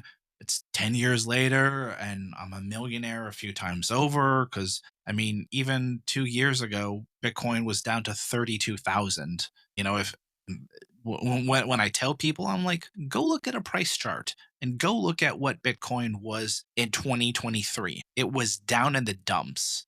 And, a lot of people are basically newly minted millionaires. I'm just curious, what kind of general strategies or advice could you give to someone who's finding themselves with newly acquired wealth in the crypto space? All right. Well, that's a very interesting question. Major disclaimer: this is not legal advice. This is general information. But I would say that the first thing you have to do is understand how you're earning income via crypto. So the example you gave, which is the most common, is essentially people getting rich through capital gains, right? I bought Bitcoin at 10K, now it's at 100 and plus K, whatever. And so if I sell that Bitcoin, 10x or whatever the numbers add up to be, right? So I think that from a capital gains perspective, you have one issue, and then some people who mine or who do staking or who actually get paid for their services in crypto, then they have more of an income tax issue as opposed to a capital gains tax issue. So that's the first thing I would identify. And based on the type of income that you're generating in crypto, what I would do is analyze your situation and see if there are any existing laws in your current jurisdiction that can help you reduce that, and if not, think about mobilizing. So there are many jurisdictions around the world, especially with capital gains, that are very favorable. So places like Switzerland, places like Jersey, places like Guernsey, places like Spain, even under the right circumstances. That sounds crazy, but if you know the laws and you know how to tweak the system, you could even live in Spain and get tax-free capital gains on your crypto. Places like Panama, Costa Rica, Uruguay, like the world is your menu, and you can essentially elect to become the tax resident of a place where your capital gains from Bitcoin are not taxed or are taxed at a very, very low rate. Now, for Americans, that does present a higher challenge because obviously you do have citizenship based taxation for Americans. And so there are some more, I guess, complex strategies you could play there. But, ultimately it is possible to also reduce your taxation by, again, using this notion of arbitrage that you were talking about before, playing around with international structures and jurisdictions. There are also some domestic things you can do on the US side that can also potentially help. And so understanding these things is vital. And then if you're more on the being paid in Bitcoin type thing, then I think, again, understanding what tax system governs your tax situation, where you are a tax resident of, is also very important. So for example, if you're in a place like where you are now in the Philippines, or if you're in a place like Panama or Uruguay, the territorial principle comes in, and depending on how the rules are drafted, they're slightly different from jurisdiction to jurisdiction, but sometimes a portion of that income can be classified as non-taxable in those jurisdictions. That can help you a lot. And then in addition to that, and to just choosing a jurisdiction, then you have entity formation. So leveraging, trusts and foundations and corporations and LLCs, all that can be useful depending on the specific situation of an individual. So I think that if I had to tell a newly minted millionaire just one piece of advice, is educate yourself with regards to tax, or surround yourself with the right people who have the right education and the right mindset, because ultimately knowledge is a weapon, and knowledge is what we're going to use to make sure that you keep more of your own money. Yeah, and that's one thing that I always tell my clients is that, or the question that I ask is, what is your ultimate goal? Like, what are you trying to do? Are you trying to relocate? Are you willing to relocate? If you are, that opens up a whole other conversation. Or are you just sort of looking to hedge your bets? Are you just looking to put some money in a trust? Or are you looking to maybe purchase property abroad? Or are you just looking for second passport in case shit hits the fan? That kind of thing. Like, what are you really trying to do? If you're looking to move out of your country, are we talking like dissolving your company and restructuring a corporation in a different jurisdiction? What are you trying to do? And then we can kind of build up from there. But I think you raised a really good point. What is the intention? What is your goal? That to me is really at the crux, because I sometimes hear people come into this and they're looking to get a second passport just for the hell of it. And I mean, when again, in the yeah, context of a libertarian society, like why not? If it's your own resources and you want to spend that on a passport, but I think that you raised a very valid point, which is understanding the goals that the client wishes to achieve. I think that is absolutely vital. And again, to my Neo slash Agent Smith analogy, the thing is when you start studying the law and you notice that governments can only act within the confines of the law, right? Governments can only do what is permitted by the law for them to do. Whereas private individuals, we can do anything we want as long as it is not explicitly prohibited by the law. So obviously, I think that as a principle is very powerful. Now, governments have been growing; they have become overweight, and they have started to overreach in many aspects. So I think this core principle has eroded to an extent. But the fact that that is a major governing principle of the law that is still present in, I would say, the vast majority, at least of Western legal systems, shows you that, we're kind of like Neo. Agent Smith will never be as fast or as strong as Neo can be, and governments will never be as strong or as fast as we can be because we can be creative with the law. Like government can regulate us, and we just have to be creative enough to, draft that trust in a different way, get those corporate bylaws or that shareholder agreement done through a different lens or optic, get that foundation started with a different kind of charter. And ultimately, we will always be able to, I believe, smart governments in the good sense. I mean, I want to encourage everyone to always follow the law. Obviously, we're not telling anyone to do anything illegal, but within the confines of the law, I think it is our duty to exercise our rights as citizens and human beings to really utilize it to the fullest extent to protect ourselves and to keep our money. I actually was listening to a podcast the other day. It's called the Iced Coffee Hour, and it's hosted by a YouTuber, Graham Stephan. And the guest is a British guy, and his name was Daniel Priestley. And he was really talking about how when you look at public versus private, right? It's always innovation from the public sector that then gets adopted at the public sector, right? The people who are always the most innovative come from the private sector. If you work for the government, and I say this as someone who worked as a US federal employee for 12 years, the dumbest people work for the government because there is zero reason to incentivize. And this is why I left federal service, because you see some of the least creative and people who are just kind of resigned to their current situation in life and have just kind of coast. And, after a certain amount of time, I was like, is this the life that I want to live where I'm just going through the motions and what just eventually like I turn like 60, like I get into my 60s and then I get a retirement and die later? Like I saw people that was their goal, honestly, just to get to retirement age. And these are people who are perfectly abled bodies in their 30s and 40s. And they're like, I just want to make it to retirement. I'm like, yeah, but what are you going to do for the 20 to 30 years until you get there? Like, what kind of life is that? I mean, that sounds so depressing No, to I completely agree. And I think that the main driver behind private sector innovation is the fact that you have competition, right? The fact of the matter is, if you don't like Apple, you can buy Microsoft. If you don't like Microsoft, you can buy Dell or whatever it is, right? If you don't like does McDonald's, Dell you go even to exist anymore? yeah, well, I don't know, but I mean, it's an example. And so if you don't like McDonald's, you can go to fucking Burger King. So Yeah, yeah. that's what really drives the need for company one to compete for our dollars, which is again something that I find beautiful in private charity, because when you have a truly independent market of private charities, you have the freedom to donate to the charity that you believe is best managing your money and really getting the resources to where they need to go and supporting whatever cause that you believe is worthy of supporting.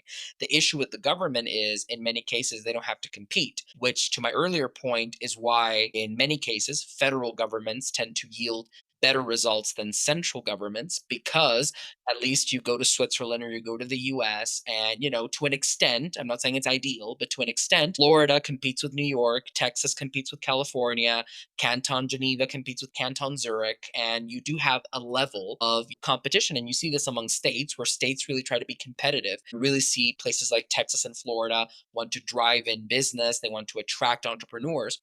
But the problem is, for example, the federal government doesn't compete with anyone. And so you see that there is more innovation and more flexibility coming from state governments than there is from the federal government. Now, what I do think is interesting is the federal government of the US and countries in general are starting to realize in the 21st century that they do have to compete amongst each other to an extent. Now, I don't think this has reached countries like the US yet because the US is such a large and powerful economy. They still believe they are beyond the reach of the global trend. That in the rest of the world, you see countries competing. Who can get the better immigration program? Who can make it easier for wealthy people to move in? Who can make it more attractive from a tax perspective, similar to what you would find in a California versus Texas type scenario, but on a global scale. And I think ultimately there will come a time where even big countries like the US are going to be forced to innovate, to also compete with some of these newcomers that are really offering some very, very attractive conditions for innovators, entrepreneurs, and investors. It's funny when you were talking about, having to compete, it made me think about Singapore. The history of Singapore, and I don't know if a lot of people know this, but before Singapore became an independent country, it was part of the Malay Federation, which eventually became Malaysia. But back in the 60s, Singapore was actually the poorest area of the Malay Federation, and they kicked Singapore out of the federation. And the founder of Singapore basically looked around and they're like, okay, we don't have any real natural resources. What do we do? They decided to become a financial center. They adopted English as an official language. They were very smart about their tax planning policy and their policy of like no capital gains taxes. And initially, they were much more flexible about allowing people to come in and become citizens. As time progressed, it's been much harder to get Singaporean citizenship. It's still possible to get PR there, but I was in Singapore at the beginning of March this year. And when you go through the immigration, you scan your passport. And once it's in their system, you don't have to show your passport again. I actually had a layover there, a connecting flight the next day.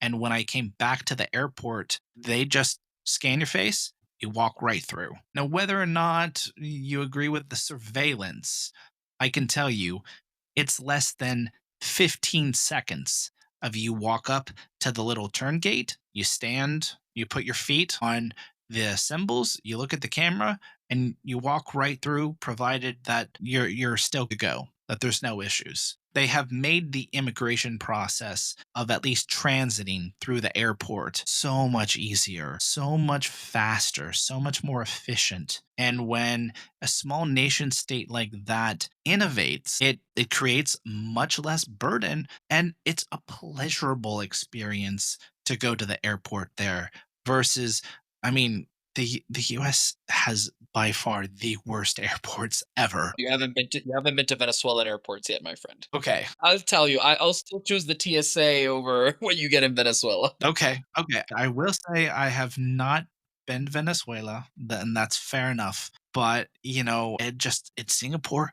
Things work like what you said about sort of big government, that sort of thing. And it essentially is a one party ruling country, but things get done and it's as efficient as it can be. Yeah, 100%. I think it's still the freest economy in the world, according to the Index of Economic Freedom from the Heritage Foundation. But I think that your point about Singapore, which is completely correct, shows a bit more what we were talking about in terms of government size. So obviously, Singapore has a very I would say, strict government or a very less, prone to plurality of opinion type thing versus what you would find in the West. But I think the key thing Absolutely. that you find in, Singapore or Hong Kong or Switzerland or the Channel Islands or Panama or Uruguay is the fact that you have a small country.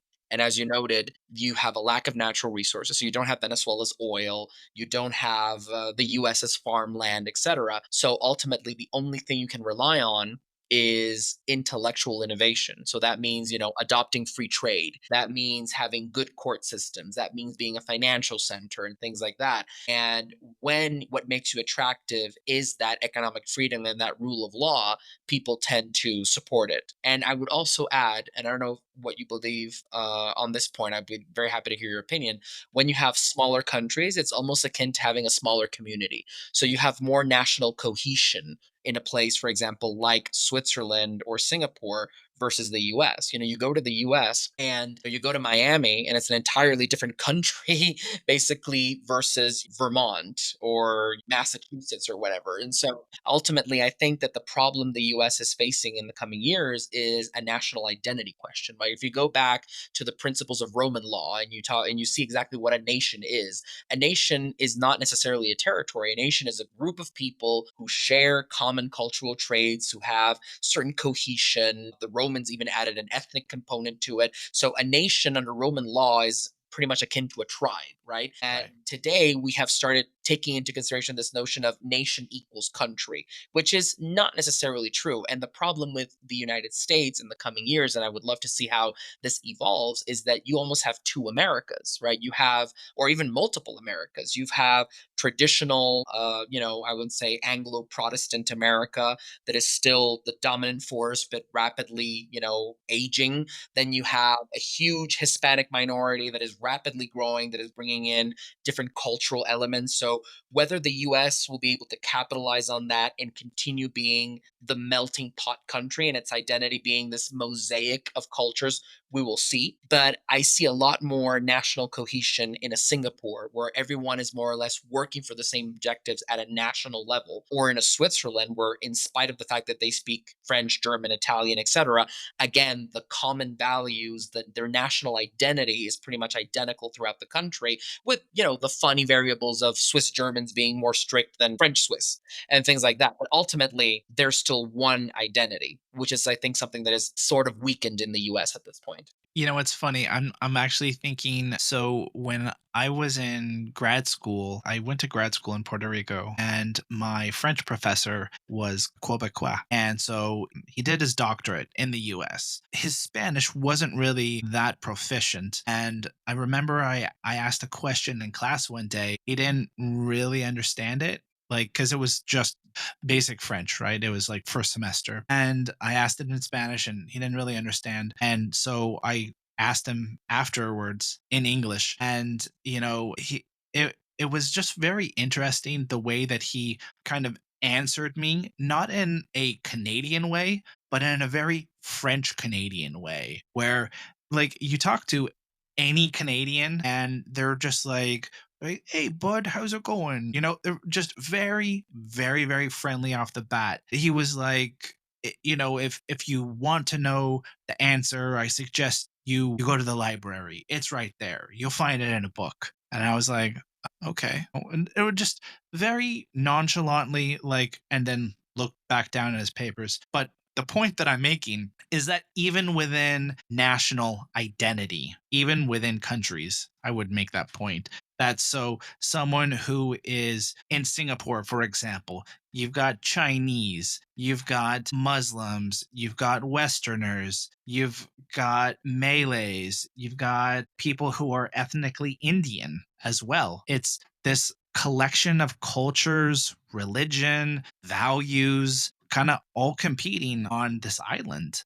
And it's basically there is no beef with each other because one, it's such a small place that it's like, where are you really gonna like try to succeed from? Like that's not an option, which is like what's always been an issue with like Quebec, at least in Canada. But at least in Singapore, everyone's just kind of working for the greater good. And it's not really this issue of who's from where or what you believe. It's just like we live here and whatever your identity is, that's fine. Yeah, no, and I think that Singapore is a great example of what you're talking about because ultimately it's an approximation to what Murray Rothbard would call a polycentric legal system. You know, many people, I mean, so many people have grown up under the nation state that people tend to associate that law can only come from a Congress or a parliament, and there has to be this uniform law of the land, right? And when you look at history, that wasn't the case for most of human history. For most of human history,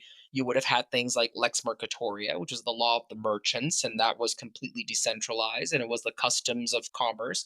And then you had the Catholic Church with its own rules, and then Jews had their own institutions and the Sharia law, etc. And people within one territory could, in many aspects, choose to have their lives governed by one type of law over another. And I think that countries like Singapore that still have so many, different groups living there and that offers such great legal flexibility are examples to a limited extent of things that still exist, of legal systems that are still polycentric. So, for example, you mentioned the Muslims. In Singapore, Muslims have, to a very grand extent, is my understanding, they can apply their own Sharia law. However, people who want to exit the religion and they want to, become lay or, laymen and live under other rules, they can. For commerce and transaction, they've adopted British common law.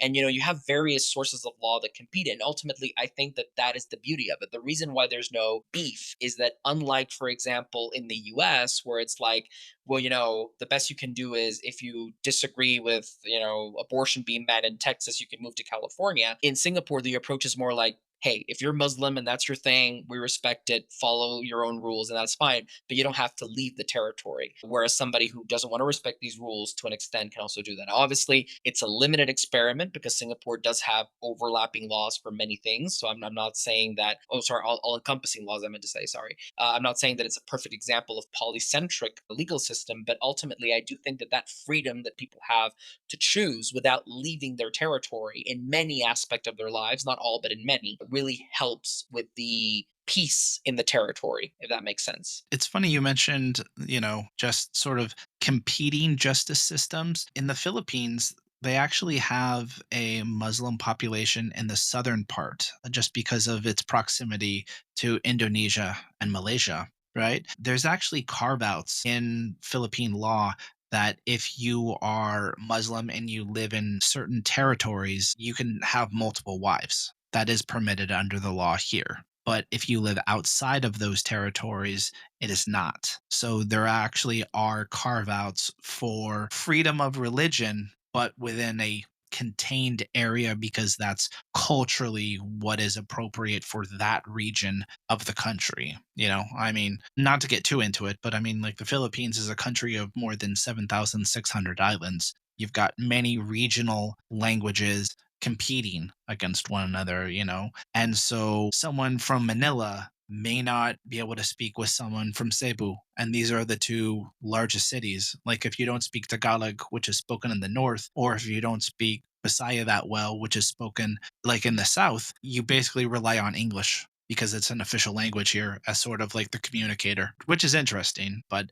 even if you're from the same country, you might have ethnic or religious differences. However, the country decides to either legislate that or at least try to create cohesion, peace, or adoption of co equal values, is basically what I would call it. It's interesting to see how that plays in different jurisdictions. Definitely. In Latin America, we have limited experience with this just because, just like in North America, as you may imagine, we still have, in certain areas, some sizable Native American population. And so, in many cases, our legal systems have evolved to essentially have, like, let's say, our what you would define maybe as traditional European Western legal systems that in many ways coexist alongside the traditional tribal legal system. So, for example, in Venezuela, if you belong to an indigenous tribe, you can still adhere to your ancestral customs. Now, there are certain limits on things like human rights.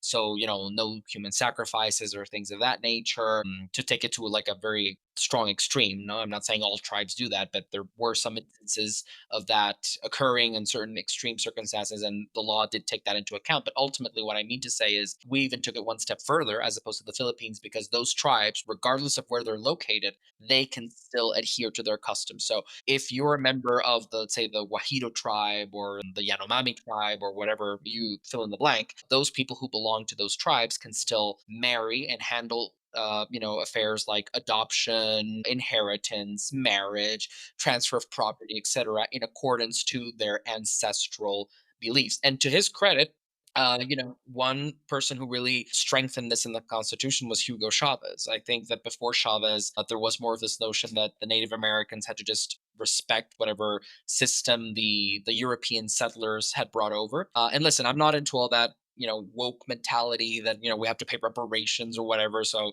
obviously that's another statement. That would be an entire different podcast episode entirely. My point is, Chavez did it for those reasons, which I disagree, but I agree with the result, which is, having people freely choose what legal system they want to live under, which, going back to a more institutional point, is why I'm absolutely fascinated by things like arbitration.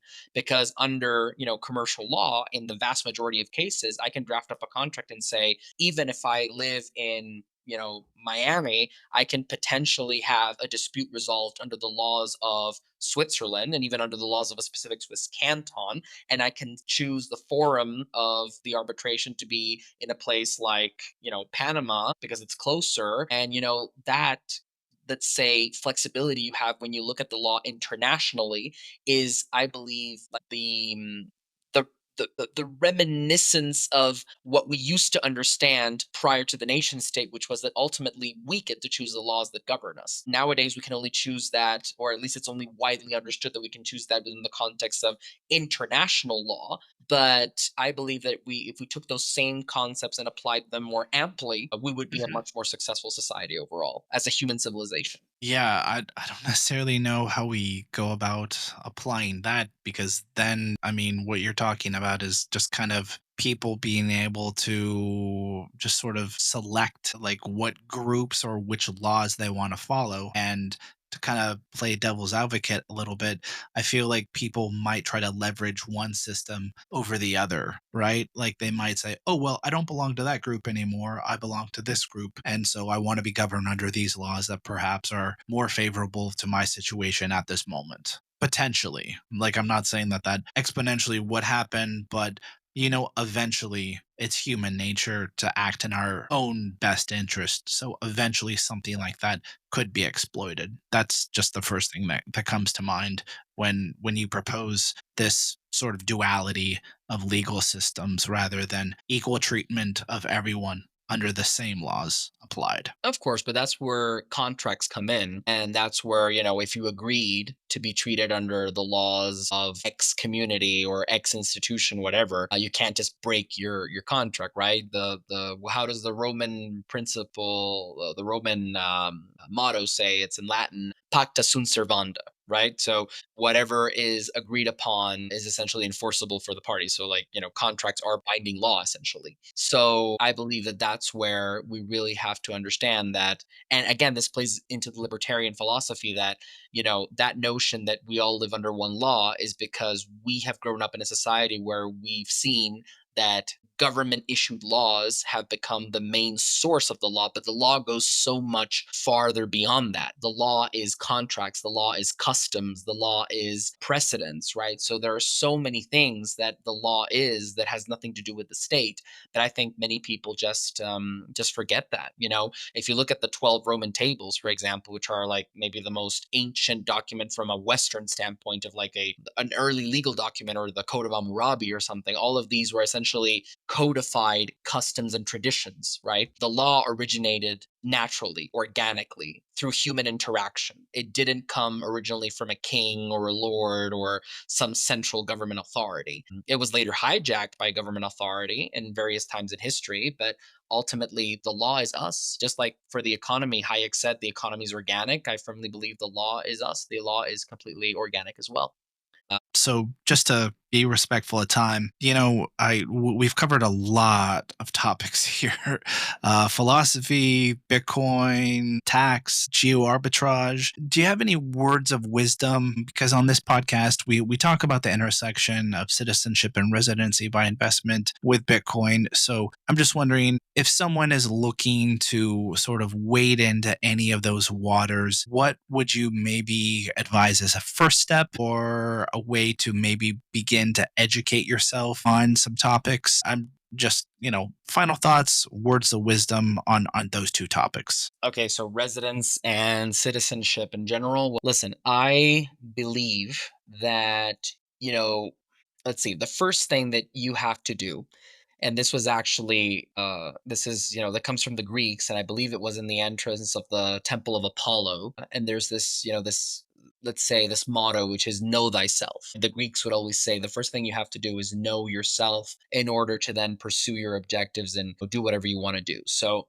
I think the first thing is understanding what your true goals are. I think many people out there want certain things or believe they want certain things because they've been told their entire lives that that's what they need to want and that's what they need to have. So first thing is understanding yourself. The second thing is, I would say, obtaining, first of all, the knowledge in order to make informed decisions. I would say don't be afraid to fail. And that is with everything, including residence and citizenship. I mean, don't take unnecessary risks, but understand that you may not get it right the first time. I think, I don't know how many countries you've been to and how many countries you considered before choosing the Philippines. I know before I chose Panama, I considered many alternatives. And ultimately, I ended up, leveraging my legal knowledge and my personal impressions and my dating experiences and my mother's advice and my friends' advice and all of this in order to make my decision. So that's number one. And number three. And I would say also have the humility to learn. I think that you can always find somebody who,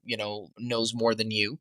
I think it's also very wise to acknowledge that we ultimately are limited in our knowledge. And as we learn more about the world that surrounds us, we understand that we know very little of it. And so having that humility is also very important in order to tackle the issues of citizenship and residence. And then zooming into something more concrete, more real, more like I say practical. I would say, the internet is a wonderful source of information. Go to YouTube. There are a ton of people who speak about citizenship by investment, residence by investment. Check those out. And I would say, travel the world, and before you maybe invest and you consider getting that second, third, whatever passport or that residence permit, actually visit the countries. Because I think that an important thing is not to get a passport for a passport's sake, but actually feel that you can belong to that group in a way. Just like we've been talking about, choosing your own laws and choosing your own community or whatever. Like I chose to move to Panama. I'm choosing to pursue Panamanian citizenship because I think Panama's values align with me, and that is something important. I wouldn't feel comfortable, for example, me personally, going out and getting, I don't know, citizenship by investment in the Middle East, not because there's nothing wrong with it, but simply because I just don't feel part of that group. And so I've seen people sometimes just get the shiny object and then they realize, oh, but I just don't feel like this. This is me. That's a very good point, and I think a really good synopsis. Good synopsis of what we've been discussing. So, again, Javier, I just really want to thank you very, very much for your time, your insight, and everything you've shared here. I think there's a lot of insight and wisdom to be learned from your experiences, and hopefully people can put it to use. Again, Just really want to thank you for your time and your legal knowledge as well, sir. Well, thank you so much for having me, Adam. I love the podcast. I'm a big fan. I'm glad I can contribute to the community in any way that I can. Be happy to come back if you ever want to dive deeper into one of these other topics or maybe a new topic entirely. So I really value this opportunity. Thank you so much. And thank you to everyone that will listen to this episode in the future. And I hope you really got some useful information or at least some interesting guidance or, anecdotes out of this. We will definitely have you back on. We'll record another episode and definitely probably expand on this because this has already been the longest episode that we've recorded, and I'm sure we could go on, but I understand that we do have time constraints for this episode. So again, this has been Javier Correa, your tax attorney. Javier, is there anywhere where people can find you or if there's anything you want to plug? Well, I guess, so far we can keep it simple. Just LinkedIn, I think, is a great way to reach me if anyone wants, to have some kind of contact with me. And I guess email support at bastiatgroupllc.com. That's Bastiat, like the libertarian French philosopher and economist. You can also reach me there. Okay, we'll actually just put it in the episode notes if that's all right. Yeah, sure. Okay, perfect. All right. Well, again, Javier, thank you so much for your time. Have a good one and enjoy the Bitcoin conference in Vegas. I wish I was there. Oh, yes, thank you. I will enjoy it for both of us. I will let you know all of the crazy Bitcoin stuff that goes on over there. All right. Sounds good, my friend. Thanks again. All right. Thank you. Take care. Thanks. Thanks for listening to the Bitcoin Lawyer Podcast. For more information, please visit our website at www.bitcoinlawyer.com. And remember, Bitcoin Lawyer is your legal bridge between Bitcoin and freedom.